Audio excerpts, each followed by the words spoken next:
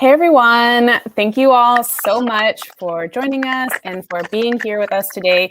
We are really thrilled to have you here to review the essentials of digital marketing. I'm just going to... We're in the process of figuring out the technology here. So if you're having any issues on your end, just let us know in the chat. It goes without saying, but all of us have been impacted personally and professionally by the pandemic this year as we navigate what it is to interact with folks these days. But we really wanted to share some of our favorite pro tips in the world of digital marketing, as that is something that all of us are really leaning heavily on right now.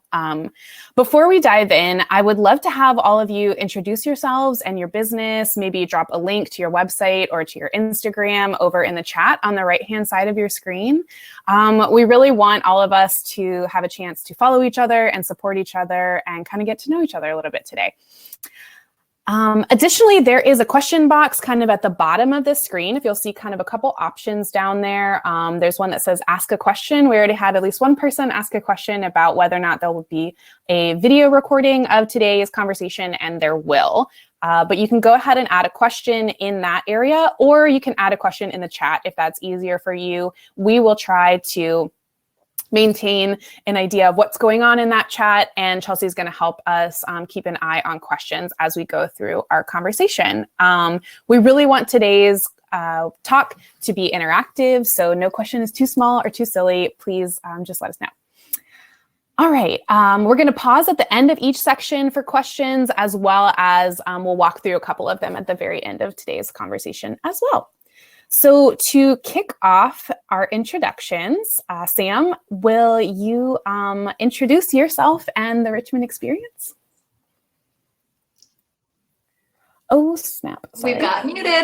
There we go. Okay, you're good. Good now. Hey guys, I think everyone here should know me, but just in case you don't, I'm Samantha Knipe, the founder at the Richmond Experience.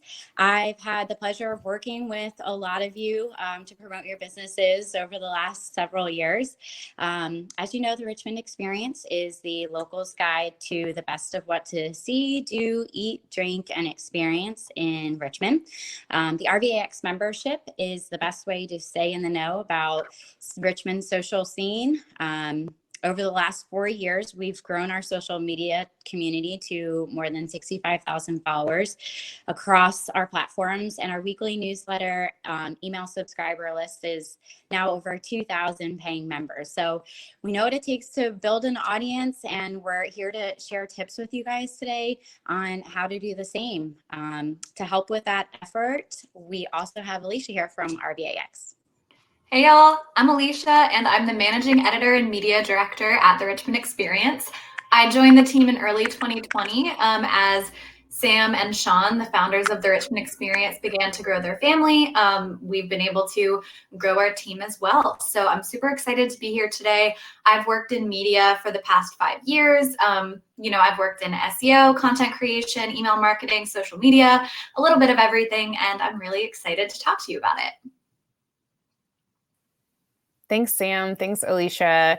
I am Christy Thompson. I am one of the partners and the lead strategist at Campfire & Co. And I'm joined by my colleague, Chelsea Glacki, who is a graphic designer and web designer on our team. And she has been instrumental in helping us pull together today's presentation as well as the accompanying ebook. So thanks so much, Chelsea, for helping us out with that and for being here. If you're not familiar, Campfire & Co. is a design studio in Richmond, Virginia, and we specialize in brand strategy, graphic design, web design, and interior design. Our small but mighty team of 6 has supported nearly 200 brands in the Richmond region, which is really crazy to think about, but we are absolutely humbled by the support. Needless to say, we really love helping local businesses create meaningful experiences that help them get noticed. So what are we talking about today? Let's go ahead and get into it. Sam, you want to take us through what we're talking about? Yeah, absolutely. So to get the most out of today, we wanted to quickly review the format for today's conversation. And we're going to cover 4 main focus areas. And those areas are going to be branding, websites, social media, and email marketing. Are these exhaustive of every digital marketing avenue available? Definitely not. But these are the 4 essential areas that are worth serious attention and investment over the lifetime of your business. So we're going to start here. And because we like to break things down into digestible bits, we're going to cover each section in 3 levels. So level 1 will be the basics. We'll cover the basics and you'll be in good shape if you are checking those boxes. Level 2 is going to be tips that we'll dive into a little bit deeper. And that's where you'll really start turning heads with your brand if you're able to get those marked off. And then level 3 is going to be stretch goals. These will be the ones where you might want to call in reinforcements or help, like your buddies from the Richmond Experience or Campfire. And so we're going to cover all 3 of those levels for you guys today. Now that you know what to expect, I'll hand it over to Christy for the first section. Thanks so much, Sam. Let's get into it. Okay, so first up, we are talking all about branding. It probably goes without saying, but branding is really the foundation of your digital marketing efforts. Your brand is more than just your logo. It's more than your color palette, although those are very important. It's ultimately a promise made, an experience consistently delivered, an emotional connection that is hard to break. Establishing your brand's vision and how you will infuse it into every customer touch point is really the secret ingredient for creating real, authentic connections with your audience. So how are you going to do this? First up, level 1 pro tips. Establish the foundation of your brand. For this, we really recommend thinking about your brand goals, your values, and your key differentiators. Like I mentioned, your brand is more than your graphic standards. It's what you stand for as a company. So it's really essential to build this foundation first. Thinking about really what are your goals for your brand and for your business? What do you want to grow into? What do you want to represent? Establish and explore your core values. What is meaningful to you? What gets you up in the morning? What makes you want to do what it is that you do every day? Finally, articulate what makes you unique and get ready to share that message with the world. This is really where you start to get to define the story about your business so that other people aren't defining that story for you. This is really kind of like the very basic start here before you do anything else. Next up, start to think about your audience. Who are they and what do they care about? It sounds easy, but we know that that's not that simple. It's hard. Using your intuition and your empathy, define really who your target customer is. Group them into similar categories and potentially create a persona. Think about a real person moving through the world. What are their pain points? What gets them excited? What motivates them? And how does your business or your service help solve their problems? The more you understand them, the more you can relate to them. And then obviously refer back to this knowledge, right? Start to tailor your messaging and your language towards this customer and their needs.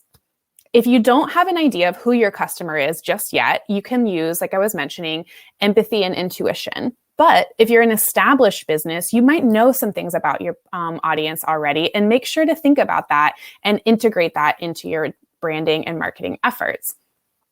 If you have an established business, but you're not so sure you know that much about your audience, consider surveying them or reaching out to them, asking them detailed questions so you can get to know them a little bit deeper.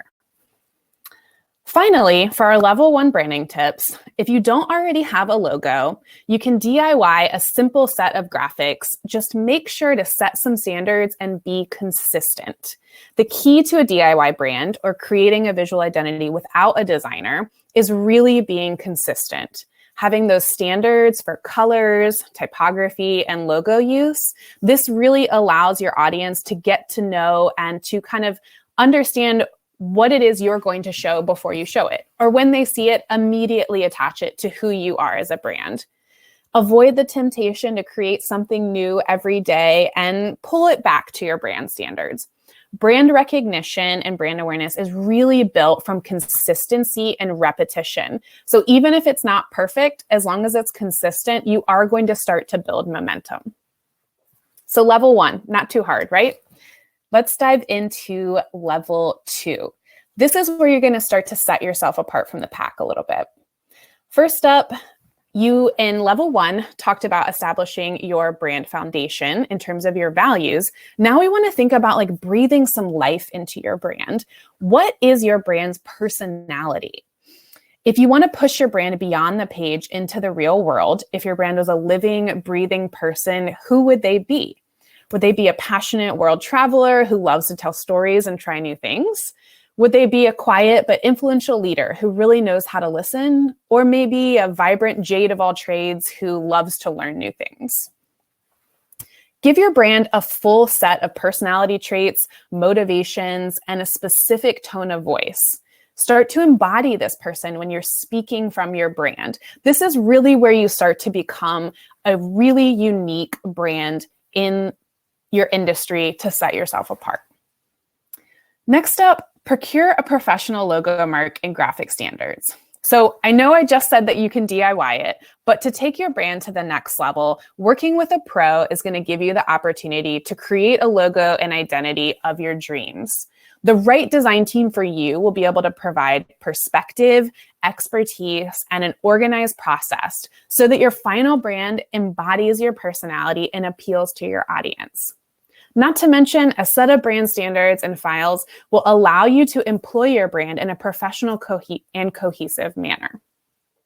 Finally, for level 2 pro tips on branding, create those marketing materials using professional brand assets. So one of the most valuable aspects of having a high quality set of graphic elements is that you're better able or better equipped to create high quality looking marketing materials, right?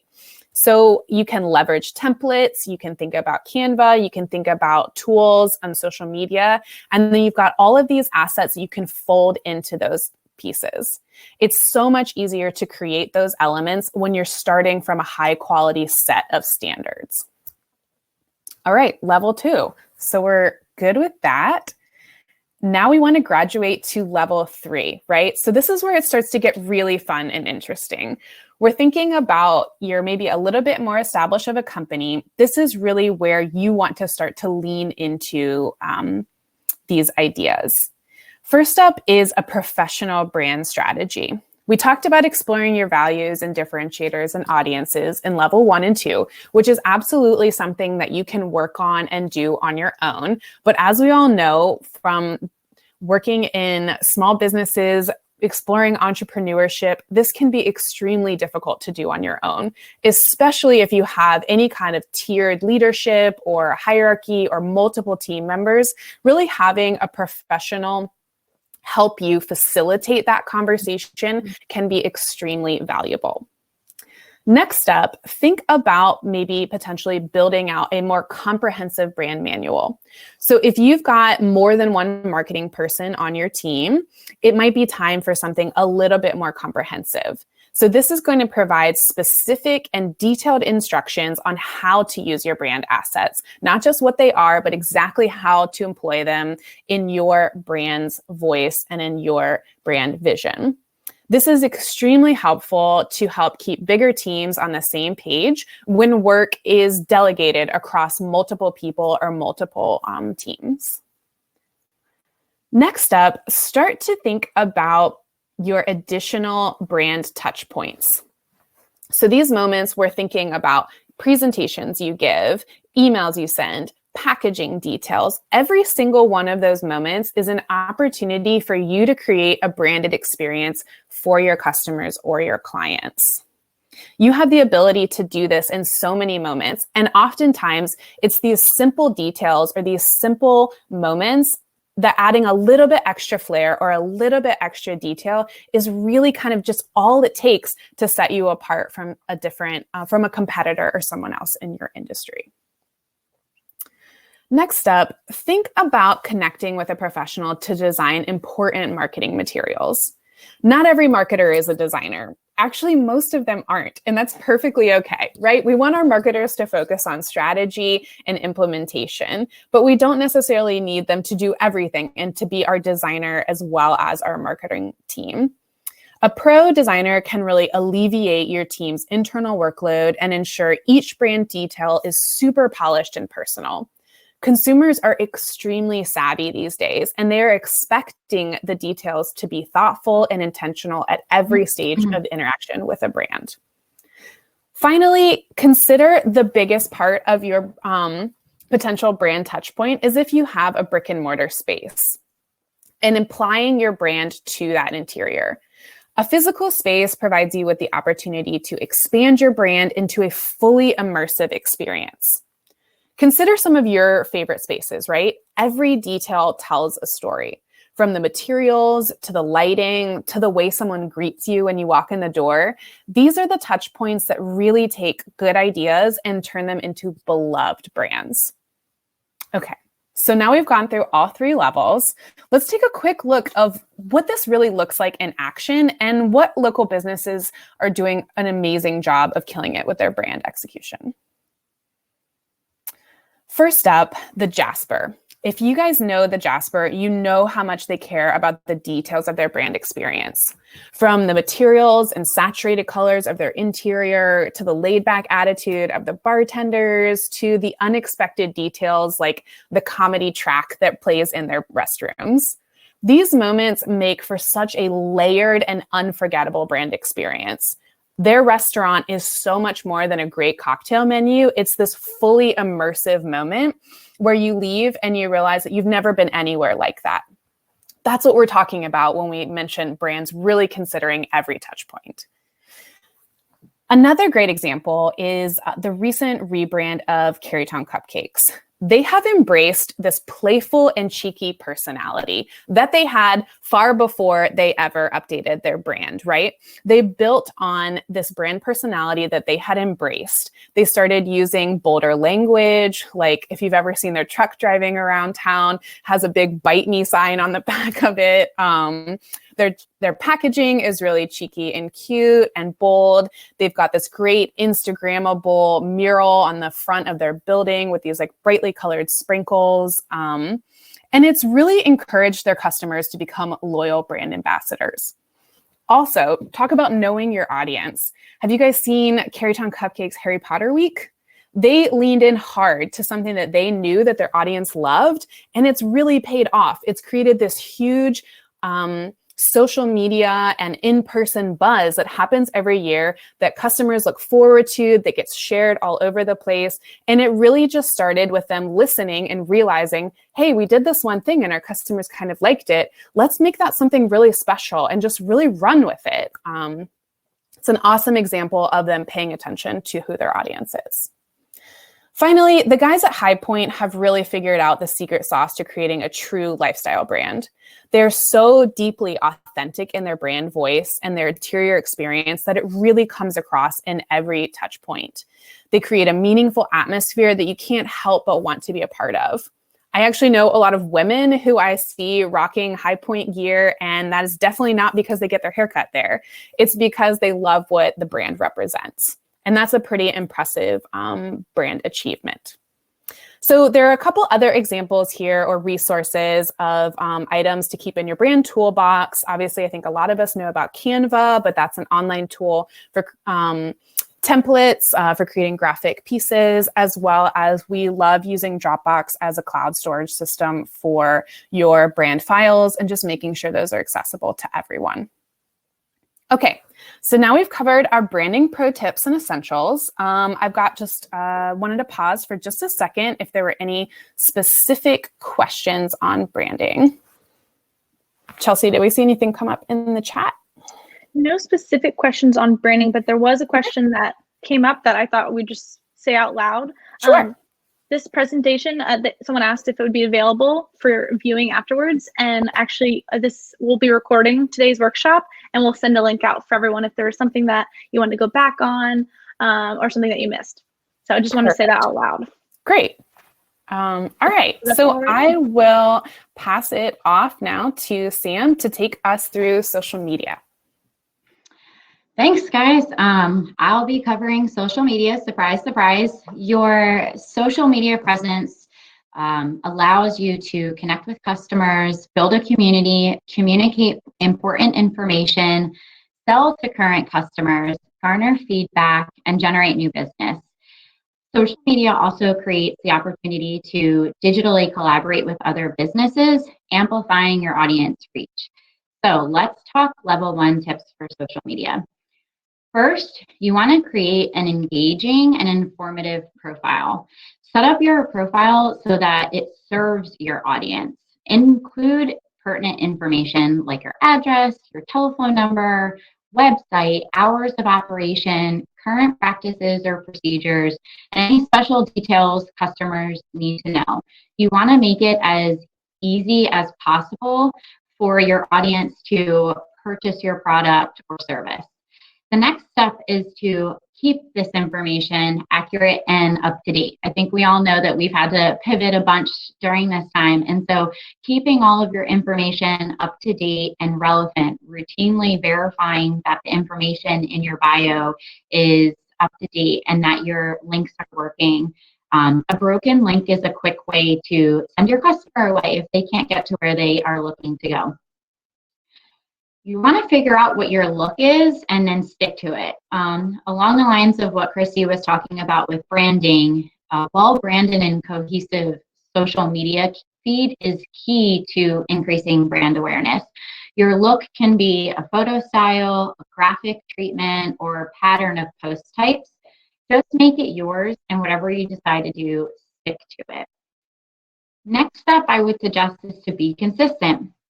Share content when your audience is most active and do this consistently so they can begin to expect your content. If you find it difficult to create content every day, try planning it out ahead of time or with helpful apps like Planoly or Later. Have a clear call to action. Each piece of content shared should have a clear call to action and should encourage your customers or client base to take the next step to visit your website, make a reservation, tell a friend about it, or make a purchase.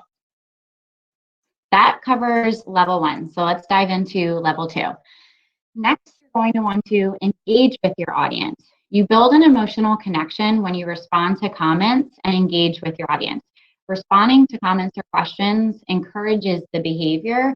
And not only are you connecting directly with the person that you're responding to, but when other people see that you're taking the time to respond and engage, you're encouraging the behavior and creating a safe space for others to reach out. Use appropriate hashtags regularly. The use of appropriate hashtags will display your content in relevant spaces outside of your own profile. Research industry standard hashtags and avoid using ones that are too broad. Pro tip, you can also use hashtags to attract the attention of influencers and media outlets and publications that may result in reposts or collaborations. Lastly, tag individuals, brands, and businesses in your photos. By tagging others in your post, you are increasing awareness and the opportunity to reach a wider audience. In some cases, it can demonstrate expertise in your field. It also communicates to your audience that your brand works collaboratively with others. Okay, guys, level 3. We're going to start with strategic posting plan and patterns based on your goals. So the most successful social media accounts are ones with clearly defined goals and content creation that specifically targets each goal and is done so with consistency. Choose 2 to 5 goals, then aim to create pieces of content that speak to each goal. Professional branded photography is another way to make sure that the visuals on your social media platform is engaging and clear. It's aesthetically pleasing photos to have alongside your copy. Create a library with plenty of options so that you can use them and recycle them as needed. Aim to have new photos taken every 6 to 12 months for your brand. Next, we want to focus on adding value to your content. Sharing tips and resources are a great way to add value. Hacks, resources that you guys use in your business, sharing that information with individuals to engage your audience is a way to keep them actively coming back for more, and you're not just hard selling every time that you're putting out a piece of content. You're also providing free value for them as well. Use apps like LinkedIn, Bio, Linktree, or Shorby. These are apps that can allow you to link to multiple places in your Instagram profile, because you only get one link, and it's great when you link to your website, but if you have multiple avenues of different pages on your site, these are apps that can help you to expand what your profile link can do for you. All right, let's take a look at some of the local brands that are hitting these marks.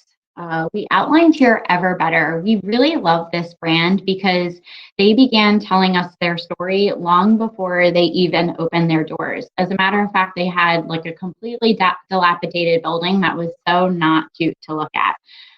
But they consistently created content. They stuck with the brand assets that were created for them, and their feed seems to transcend the evolution of their business, and it was really done well. So definitely check them out. Maven Maid is another brand that we really like to follow. It's a favorite among the wellness and beauty space because they regularly provide value in their posts. Each piece of content that they make includes a beauty tip, talks about some of the benefits of the products and samples that they're using. Their professional photography really pulls everything together, so viewers can always quickly identify when it's content from Maven Maid, which is great.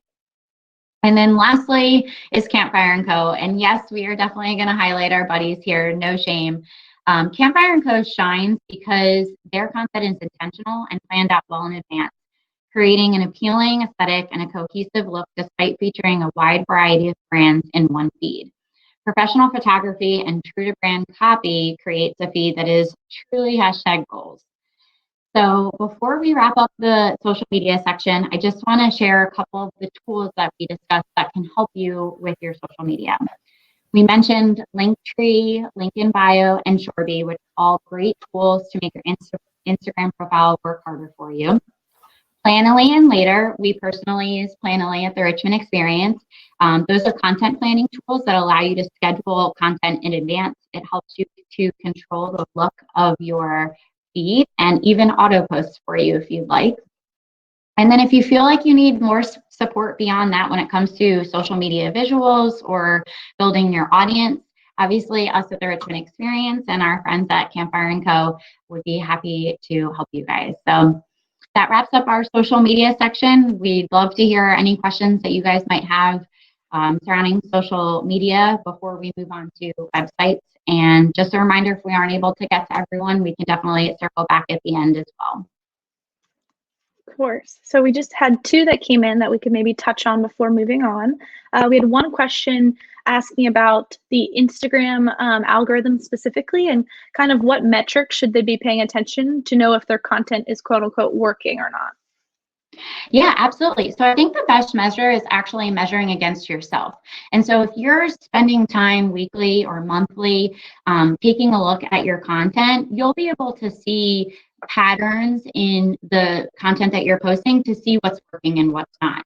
So you'll find that if you take a look at, the 20 or 30 posts that you post in a 30-day period, you'll see what content's performing well and what you should continue posting versus what maybe is not working so well. The Instagram algorithm changes so frequently that it's kind of hard to keep up with. And so what we would suggest is that you focus on the content that you're creating and how that's engaging with your audience specifically. Just to piggyback on that too, I know that right now the Instagram algorithm is really highly focusing on pushing out Reels content because Instagram really wants to push back against TikTok in the video space. And B, right now, something that's really big in terms of getting your content in front of more people is saves and shares. So as much as we're all focusing on getting lots of likes and comments, right now, Instagram is really putting a heavy focus on content that's being saved to people's individual accounts and then being sent to other accounts from accounts that are reading your content. So just something to keep in mind too. And to that end, that's a great point, and you can go ahead and use that as a call of action. So if you're posting something that's a really great tip or resource for somebody, go ahead and tell your followers, hey, save this for future reference, and that should help with engagement as well. So. Awesome. Okay, I think at the interest of time, we'll just do one more and then maybe come back to any remaining questions at the end. The second one had to do with if we could explain Linktree kind of a little bit further and like what that looks like and maybe some options that are associated with that resource. Sure, yeah. So Linktree is a web-based platform that allows you to use one link in your Instagram profile that links out to multiple links. So similar to how you would generate like a URL shortener, you would sign up for Linktree, you would drop in, say, 5 to 10 links, and then Linktree will generate one single link for you, and then you can drop that single link into your Instagram bio page, and that will then link to the other 10. And I know it looks like somebody maybe asked about the benefits of creating a Linktree over having your own website landing page.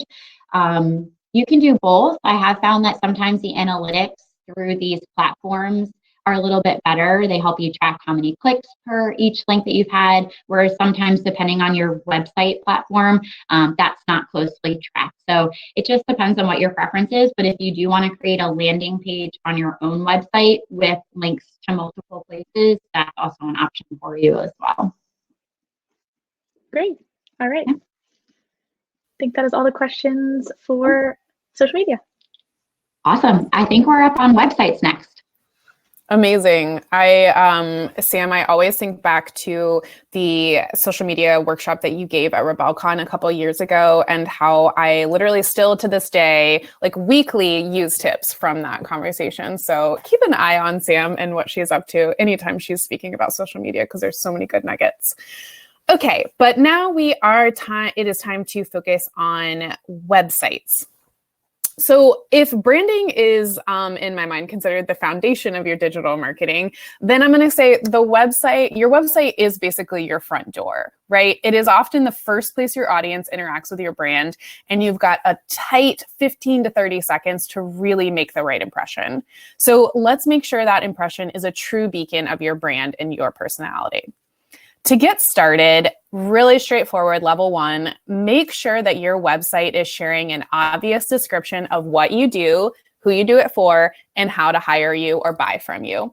This sounds so simple, but if it is not clear, users will hop off your website in the blink of an eye. You don't need to be boring or sort of lackluster. You can use your brand voice and say it in an engaging, fun way, but just make sure that it is clear and concise. And that you've got a description of the fundamentals in an easy place.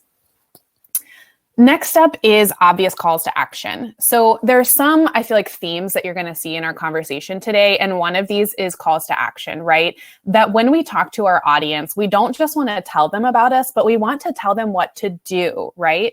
So this is such an easy one for your website that if you're not currently doing this, I'm really excited for you to sort of implement this.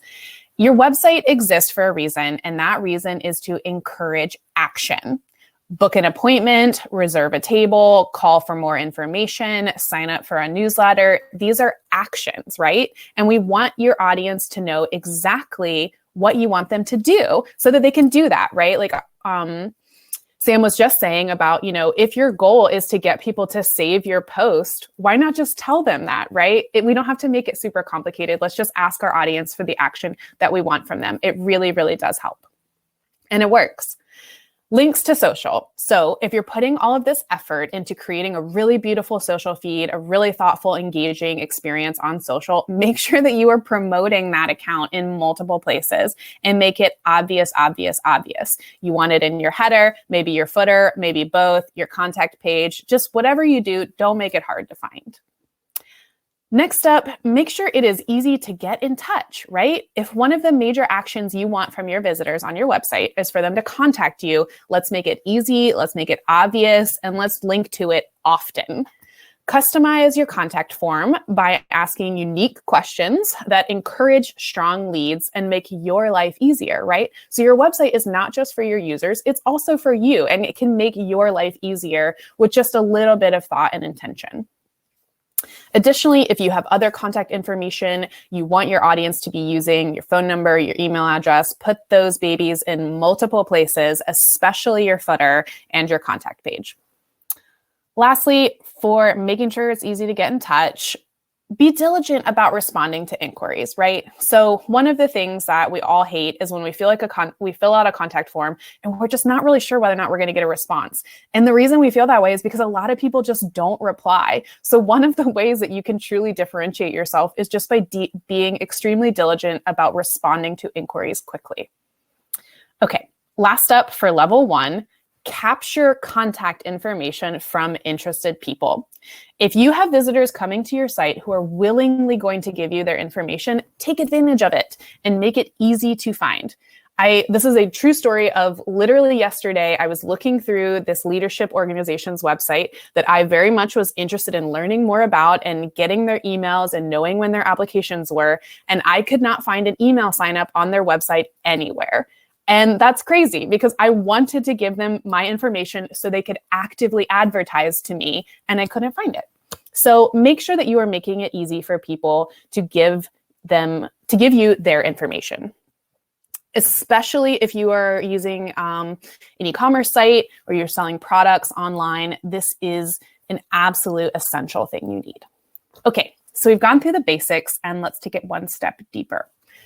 For level 2 pro tips on web design, the first one we are going to talk about is responsiveness. So responsiveness means basically the ability for your website to respond to the browser width of your visitor's device, meaning your website looks great on cell phones, tablets, anywhere somebody's looking at it. We're putting this in level 2 because it can sometimes be just a slightly more complex thing to create if you haven't already done it, but it is by far a level 1 priority. Over 50% of online traffic is now from a mobile device, meaning more than half of everybody who is on the internet is using a phone or tablet. This means your website must be mobile and tablet friendly. Lots of website platforms integrate this automatically into their features. Some you kind of have to choose a specific template.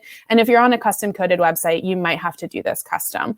Whichever boat you're in, just start working towards this responsiveness ASAP if you aren't already. Okay, so if we want to get a little bit more unique, we are going to add in custom branded details. Layering in these moments is such an important step in beginning to differentiate your brand online. Like we've been saying, today's consumers are super savvy and they are expecting a beautifully branded website that matches your company's values and reputation. When we have an overly generic or unbranded website, it kind of just leaves our customers or clients wondering about the legitimacy or trustworthiness. Is this person who they say they are? So it's really essential that we start to think about what the experience of our website means for our clients and how they think about us. Lastly, copy. So copy being the words on your website, they really have the ability to be another brand touch point. So speaking from your unique brand voice, it breathes life into your brand. If your brand is bold and fun-loving, your copy should match that excitement and really bring something special. If your brand is polished and traditional, your copy should meet the formality that your customer is expecting. Either way, make sure your tone of voice of your copy is intentional to your brand voice and is really attempting to connect with that target audience. Okay, level 3. We're in the big leagues now. Best practices for an exceptional website. First up, branded photography. So again, a theme that we are seeing in more than one place, right? Sam was just talking about how essential branded photography can be for your social media presence. Same is for your website. I promise you that an investment in a high quality branded photo shoot is worth its weight in gold. With so little time to grab our target audience's attention, we want to infuse meaning into every brand symbol and touch point, right? And photography is one of the best ways to tell a story without words. You can showcase your personality in a matter of seconds just by having the right imagery, right? So this is really only a level 3 tip because it does require a little bit of investment, and that could be financial and it could also be time.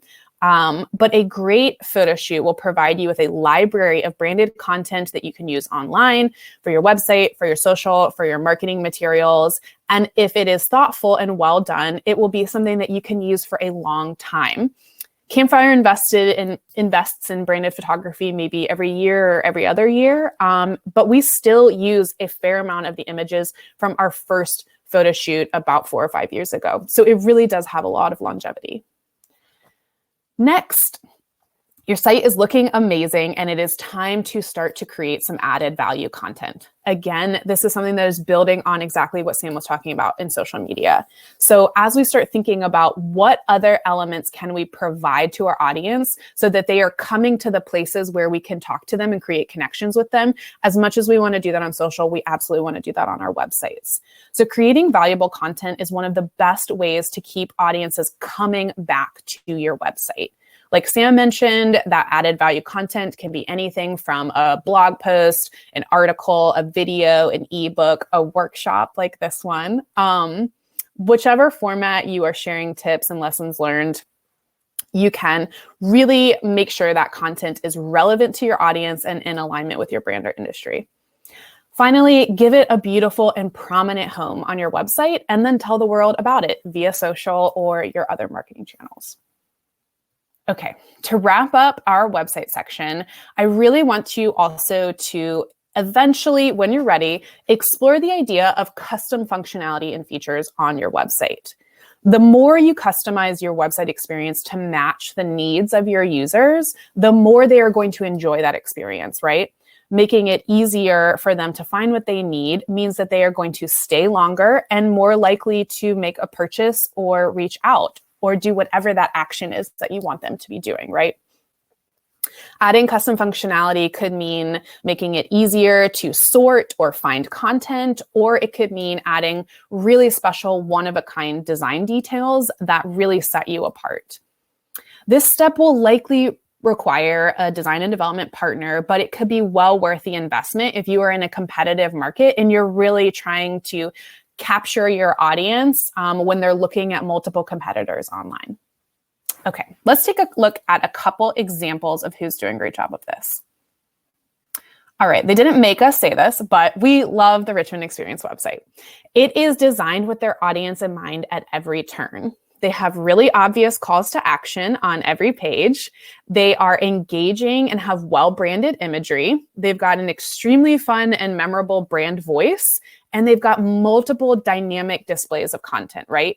In fact, the experience is so enjoyable that their members are willing to pay for it, right? So high five Sam and Alicia, but they've done an amazing job of creating a really, really fun place to be on the internet. The new Richmond Restaurant Week is also a great example of balancing action with storytelling, right? So the action that Richmond Restaurant Week wants you to do is explore over 50 restaurants and then book a table or reserve a table, right? But they also want to share the story and the history behind what they've been doing and the meaning and mission of why they exist. And so within just a couple pages, they're able to show on a typical year where we're looking at, a more typical restaurant week, they're able to show you a lot of different things in a simple, organized, easy to navigate manner. Finally, a website really does not have to be overly large or complex to really stand out and be thoughtful. We really like how the Holly Funds website is a super simple site, but still has a lot of really thoughtful moments. They're a local nonprofit that provides grants to food service workers, and they've done a really nice job of having super obvious calls to action and an integrated application form. And I would say that's one of those things where it's not a super complex custom detail, but the idea of saying, let's think about the experience of someone wanting to apply for this grant, and they have to download a PDF, and then they've got to figure out how to type into that PDF and then save it and then re-upload it and then send it, right? That's a super clunky experience that nobody wants to do. And honestly, anytime some website is going to ask me to do that, I'm like, bye, I'm gone. I'm not here for this. What we've done is we've done something super simple. We've just put the application into the website. You don't have to go anywhere else. You can type it all in and you can send it off, and it's going to take less than 5 minutes. So that's a really simple action that they've sort of customized to make it a much easier and a much more enjoyable experience. So as you explore your own website efforts, there are two platforms that we really love working with. One is Squarespace and one is Shopify. I'm happy to kind of elaborate on why we like those platforms and when you might want to use which one. Obviously, working with a professional designer is always a great choice if creating a website or editing a website really pushes you out of your comfort zone. And I'm happy to answer any more questions about that as we move through the conversation today. Great. It looks like we have no new website related questions. So I think we can move on to our final focus area. Perfect. Awesome. Before we move on to email, I did just want to add from a website perspective, one thing that we, initially had talked about including in this guide, but if we explored every avenue of digital marketing, this ebook and workshop would never end. And that's SEO. So I think that working with a professional who really understands search engine optimization and how to make sure people are finding your website is also super crucial. So just something else to put in there, another reason that, working with a professional can be really beneficial. But I'm not here to talk about SEO. I'm here to talk about email marketing. And I always think of email marketing as kind of like the forgotten stepchild of digital marketing, because for some reason it seems to be last on everybody's list. And I find that really interesting because, social media platforms will rise and fall in popularity. Facebook replaced MySpace, Instagram replaced Facebook. Who knows what's going to be next? But really the only audience that you actually own, if all of these platforms were to just disappear overnight, is your email subscriber list. And so super crucial that you have an email marketing strategy in place. And that really starts with these level 1 basics of a foundation. So the first thing is capturing emails through calls to action on your website. Like Christy was saying, if you go to a website and you can't even figure out how to get the emails because you want them, you're not going to be able to get that information that you want from a business. And so this could be something like a pop-up that encourages people to subscribe to your emails in exchange for a discount code, or just in exchange for information about what you guys are up to. It could be a static form that's in the footer of your website. And maybe people are signing up to get a free resource like a PDF that you're offering, or a discount, or anything else that comes straight to their inbox. Or it could just be a contact form that requests that a user subscribes when they send their information or question to you. So having a place that really actively calls people to action to give you their email is super important. But then what are you going to do with that email address? So ideally, you want to be sending out an email newsletter at least once per quarter.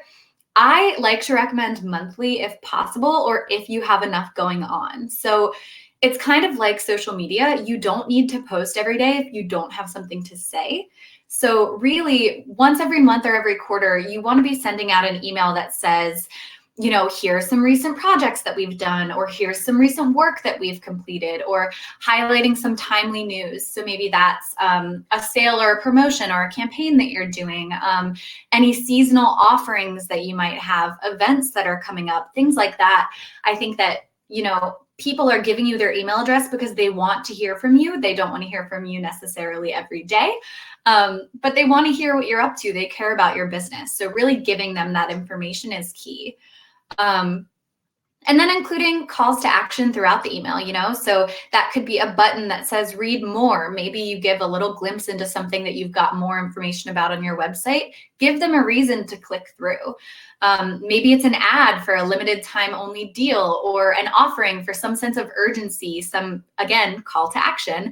Or it could be links to products in your shop, links to make a reservation, request a quote, book an appointment. I mean, whatever your industry is, there's a call to action that's going to get you a result from your email list. So as much as it's kind of brand awareness for you, so staying top of mind for people through their inbox, you also want to relate it back to revenue. And so what is your goal when someone opens up an email from you? Like, what do you want to get from that potential customer? And how can you lead them to perform that action? So all of this is level 1, and I think is really achievable on your own. But let's move on to level 2. And on this level, you're going to want to incorporate some comprehensive branded designs into your email newsletters. So, Christy was comparing branding as your foundation. Your front door is your website. I don't know what you want to consider this. Maybe we're in your living room. Maybe it's your back door. Someone's seeing this at some point because they've chosen to interact with your brand. You don't want them to arrive at your email newsletter and be like, ooh, their branding looked good and their social looked good and their website looked good, but this email's really boring and like not on brand for them at all. So you want to make sure you're including your logo and any other branded visual elements that are super easily recognizable by your audience. You want to use the same color palette across your website, emails, social media presence, etc.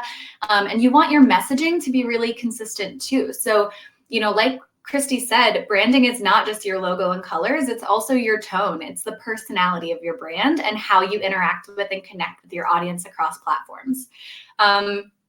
You want to be adding value add content as well. So that could be tips and resources. So aside from just sending out pertinent information about your business to your subscribers, just ask yourself, how else can I provide value? Like, what kinds of questions and concerns do your customers usually come to you with? And then what kind of resources can you put together to address those concerns? So that's going to vary really widely across industries, but if you have knowledge that people who interact with your business want, sharing that with them is a good way to get them to open your emails and to continue to trust and connect with your business.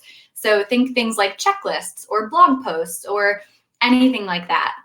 And then last but not least, in level 2, you want to review your analytics and adjust your strategies as needed. So most email marketing platforms that you work with, whether it's MailChimp or Squarespace or Constant Contact, they're going to have an area with insights about your campaign performance and your subscriber list. Reviewing those quarterly can be really good because you want to keep an eye out for any really big spikes, whether it's an increase or a decrease in your open rate, your click-through rate, subscriber numbers, and all the other information to basically calculate the effectiveness of your emails. Because otherwise, why even send them? So if you're realizing, I don't know, your subject line is just business newsletter Q1 and people aren't really opening it because that doesn't sound super fun, then maybe you need to adjust your strategy and have a really fun subject line that invites people to open it. So that's definitely what you want to keep in mind as you review your strategy and see what's working and what's not. There's so much that you can test, and I'm a huge nerd about these things. I love A/B testing subject lines, calls to action, and things like that to see what performs well and what doesn't. So if you work with a professional, which we're going to talk a little bit about in the next level, you can get a lot more of that information and really make sure that your email marketing strategy is translating into revenue increases. So last but not least, in level 3, this is where we're going to get nerdy and I might lose some of you. So hang in there with me. These terms can sound a little bit scary, I guess, or intimidating, but there's 2 types of kind of next level activities that you can do with your email marketing. One is segmentation. So exactly what it sounds like, separating your email subscriber list into groups based on various factors to make sure that the content that you're sending to each segment is as relevant as possible to those subscribers' interests. So that's really going to maximize your campaign's open rates, click-through rates, and just overall effectiveness in converting subscribers into customers. There are lots of ways that you can segment, but some of the widely used ones would be by demographics. So that's age, gender, etc. By engagement, so active subscribers versus inactive, by geographic area, so really only sending information that's relevant to a subscriber's location, by website behavior, so pages they visited on your site, what pages they stayed on the longest, etc. So segmenting your email list by these different groups can really help make sure that the message you're sending is reaching its intended audience. For instance, if you've got a new steak on your menu at a restaurant and you have a vegan subscriber list, you might leave them off of a new email about this amazing new steak that you have. So really just making sure the messaging is hyper relevant to the person receiving it. And then the next would be drip campaigns. So this is the automated emails that comprise a drip campaign that you set up in advance to be triggered by specific actions. So if somebody is subscribing to receive your newsletter, they might automatically get a welcome email with a discount or a special offer that says, hey, thanks for signing up. Here's a gift for you. This is something that happens all the time with like online retailers, especially. So if I'm signing up because I want a 10% discount, you're automatically dripping that email into me. Awesome. Then a subscriber might, a week or two later, receive a second email educating them a little bit more about your business or your products or services, and just kind of encouraging them to engage with your business in some way beyond that initial welcome email that they got. So it really drips out steadily every couple of weeks or months at a specific interval that you set up with your email marketing manager or whomever you're working with, so that they keep you top of mind on an ongoing basis instead of just getting that regular communication with you that you're sending out on a monthly or quarterly basis. So a little bit more advanced of a technique, but definitely something that keeps you top of mind and is really specific to the actual user on the other end who's opening up your email. So now let's talk about some people who are doing this really well. The first example that I'm going to give is RebelCon. So this is an all-female conference, and they're really catering to women who are all across the map, but just trying to live their best life. And so these emails are beautifully branded. They have clear calls to action, super enticing subject lines, and they're really impactful in addition to being aesthetically appealing. So, you know, the founder, Shannon Siriano, will send out, "This is why I quit my job and how," or something like that, that really captures your interest and then makes you feel very empowered while reading it. So that's definitely a high quality example.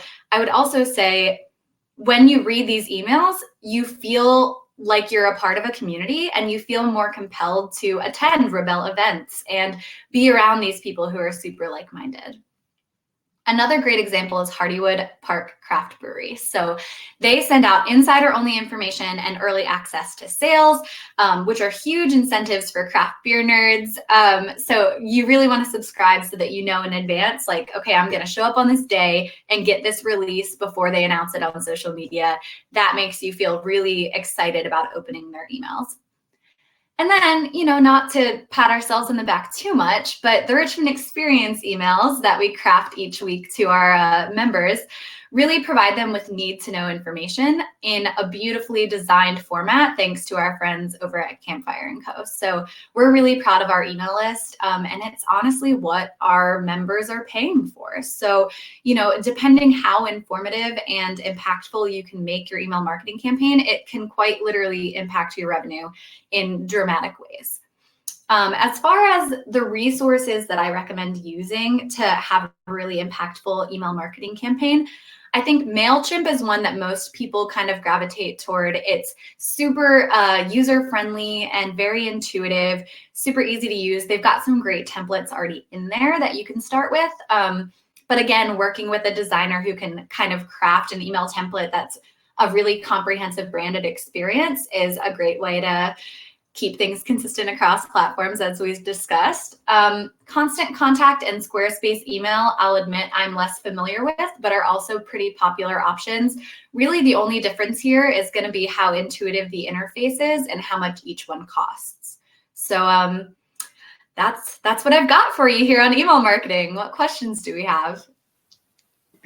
Okay, we did have one question, and the question is, my organization is split between using a very formal academic tone and a very casual tone depending on the event or program. Any thoughts on how to help guide folks towards consistency? So I think it kind of depends on your organization and the setup. I would say if you've got a communications team, bringing up the idea of consistency to them and doing that exercise that Christy mentioned of, if your brand was a living, breathing human being, what would they be? I do think it's fair to say they might be someone who in some instances is more formal and in some instances is more casual. I think a lot of us kind of live that way. Maybe when we're at work, we're a little more buttoned up, and when we're not, we're a little bit more casual. So if that's who your brand would be as a person, I think it's okay to have two different voices depending on the occasion. But if you establish that your brand as a whole would speak in a totally different way than you currently are, I think it's okay to shift. And it's okay to make that like kind of a thing that you actually say to your audience of, hey, we've done some sort of soul searching, and we've found out who our brand really is and how we want to communicate with you, and we hope you like it. Yeah, I would piggyback on that and say that it also might make sense to think about your different channels, right? So when you think about your website is kind of, I would say, one of the more official parts of your digital marketing presence. And it's also an area where you might be speaking to the broadest audience. So you may be using maybe just like a slightly pulled back version, just because you're trying to appeal to a really wide range of folks. Whereas when you think about maybe, for instance, if you had segmented your email list, speaking to people in sort of a casual versus formal way, depending on how well your email list is segmented, or even just thinking about Instagram, for example, I know for a fact that our Instagram following skews a little bit younger, a little bit, just a little bit different than I would say like our typical client does. So we're able just to be a little bit more casual through that medium because of the nature of basically who uses that platform. So as long as you are being intentional and that you guys have talked about it together as a team and kind of made some standards, I think that it's okay if you have sort of levels of formality or informality, but definitely being intentional and starting a conversation with folks about it is a good place to start. But I think that that's a great segue into basically kind of starting to wrap up our conversation today. I know we're kind of like just hitting that 1 hour mark. So if you guys have an opportunity to hang out for a couple of minutes, we would love to answer any additional questions. But the big picture takeaways here are really start with those level 1 tips to build a strong foundation. Embrace level 2 to really increase that reach and impact. And then when you're ready, start to invest in level 3 tips to really begin to create that magic. And obviously bring in a pro if you need some support. There are so many talented marketing and design professionals in the area that are just so excited and thrilled and ready to help local businesses be the best versions of themselves and really connect with their audience, because all of us here want to live in a place that really supports local business. So I guess I'll pause and see if we have any additional questions. We do. I'm going to go back to one a little bit ago about organizational tools for photo in terms of storage and sorting. She says there are professionals who can set up, over 5 years of photos, and how to maybe use organizational tips to make that useful for social media, emails, etc. down the line. Yeah, I mean, I think as far as platforms, we really love using, Dropbox is our specific cloud platform of choice, but, there's like, I know Microsoft has one and Google has one. I would say making sure that your images are accessible by your team across multiple locations, I think is a good starting point. And then next up, you can begin to, I think maybe just have a couple different buckets, right? Maybe you've got like your major bucket of all the images you've ever taken, organized by date. And then you can start to pull them into different categories based on how you might use them. So perhaps you create a new one called social media, and then you start to organize them based on how you share content on social media. Or perhaps you organize them based on event type in another category. I think there's a couple different ways you can approach it. As far as professionals who might help with that, the first thing that comes to mind maybe is like a professional organizer, or I know that there are a couple professional organizers in town who help out with digital organization, and that might be a good place to start. Unless Sam or Alicia, I just wanted to add, we use Google Photos at the Richmond Experience, and we particularly like that platform because the search function is insanely good. So we've got about 4 years of content and photos in our Google Photos file, and if we search pizza, any photo that we've ever taken of pizza comes up, and so it's very user friendly. We can find content quickly. We didn't want to have to go through the process of sorting them because we realized that there was so much that we hadn't sorted, and so this search function through Google Photos was a really good option for us if you're looking for something that is user friendly and will find you what you need quickly without having maybe to sort through it. So Google Photos I would recommend. I would also say that only works if you name your images. So like make sure that you're naming your images the things that you would be searching. Like anytime that you're searching for pizza, you want to make sure that all the pictures that have pizza in the name of the image. And so that's not only going to be helpful for your own organization, it's also once you post that in different websites, like that information is included in the alt text, and your title of your image will make it SEO, like search engine optimized, so that people can find the content that you're putting out there too. So only benefits when you name your images something other than like DSC I501 or whatever. You got this, Anne. I believe in you. A couple more social media questions. I'll have one that says, should your content on Facebook and Instagram be different? If yes, how so?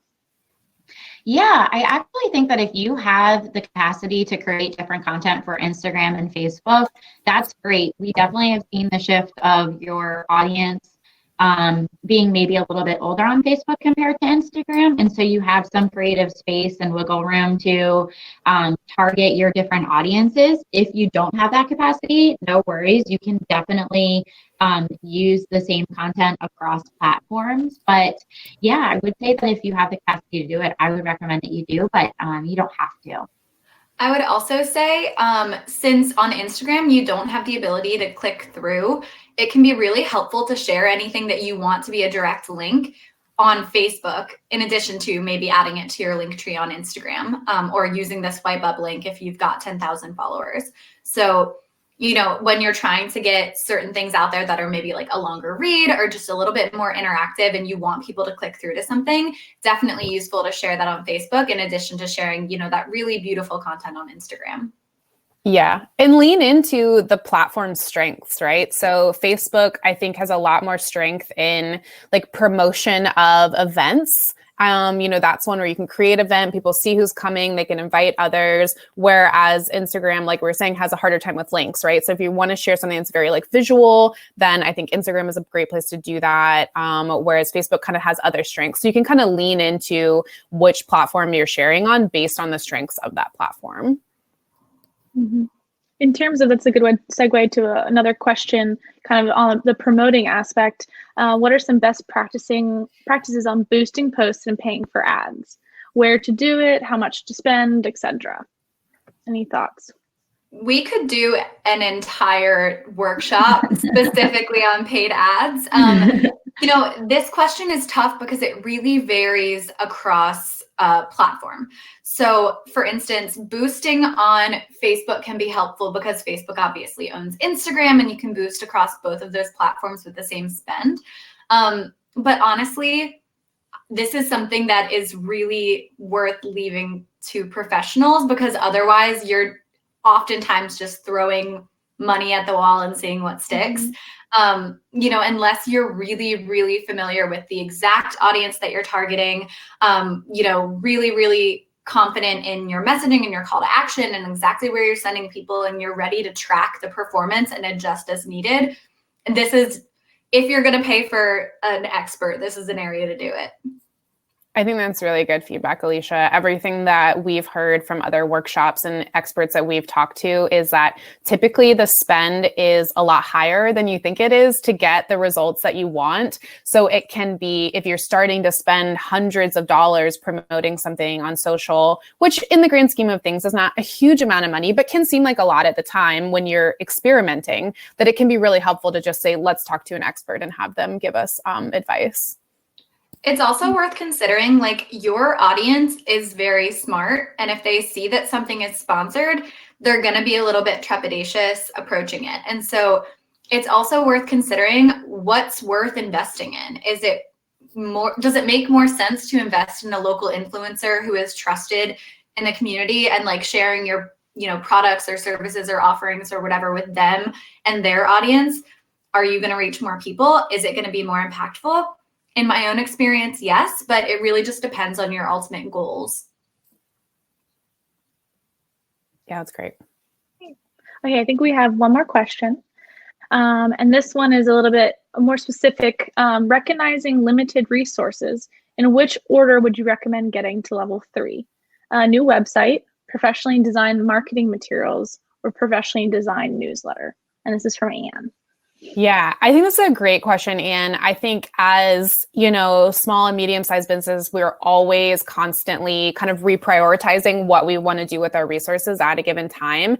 And I would say start with basically, where's the ultimate place you want people to be, right? Where's the action happen for your business? So for Campfire, the majority of the leads that we get come through our website. So someone goes to our contact form, they fill it out, I get an email, and then we start a conversation. So the most important moment or sort of touch point for me and my audience is my website, because I really need that to be a high quality experience, because all of my other efforts are in service of pulling people to my website.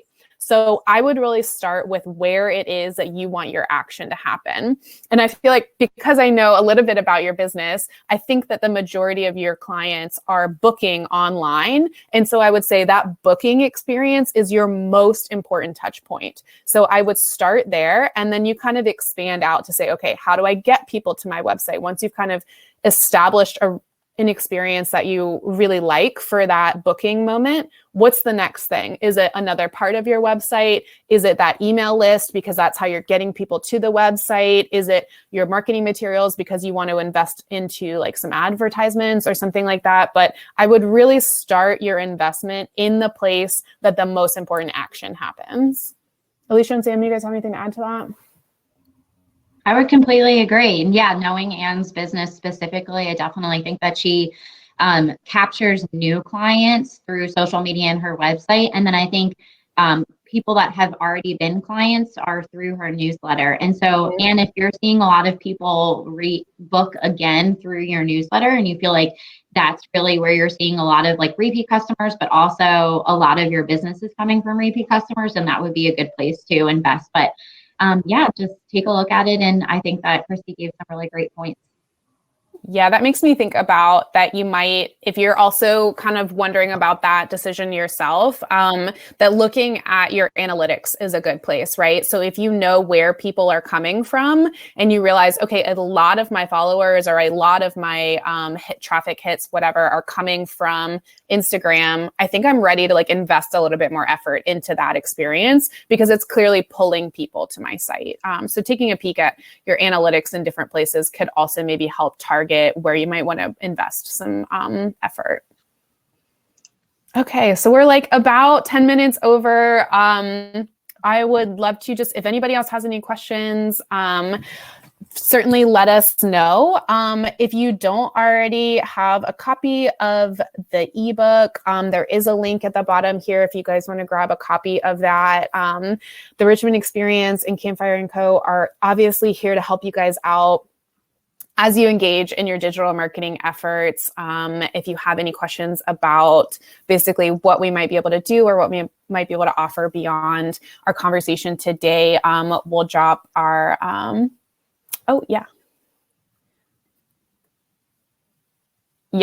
our email addresses are here. Thank you, Sam. And so just shoot us an email if you guys have any questions. We would love to continue the conversation. And yeah, thank you all so much for joining us. We really appreciate it. It was a great conversation today. Thank you. And the Richmond Experience will have a recording of today's presentation, and we'll send that out later so that you guys can review back if you want. Awesome. Thank you guys so much. It's been such a pleasure. Thanks, everyone.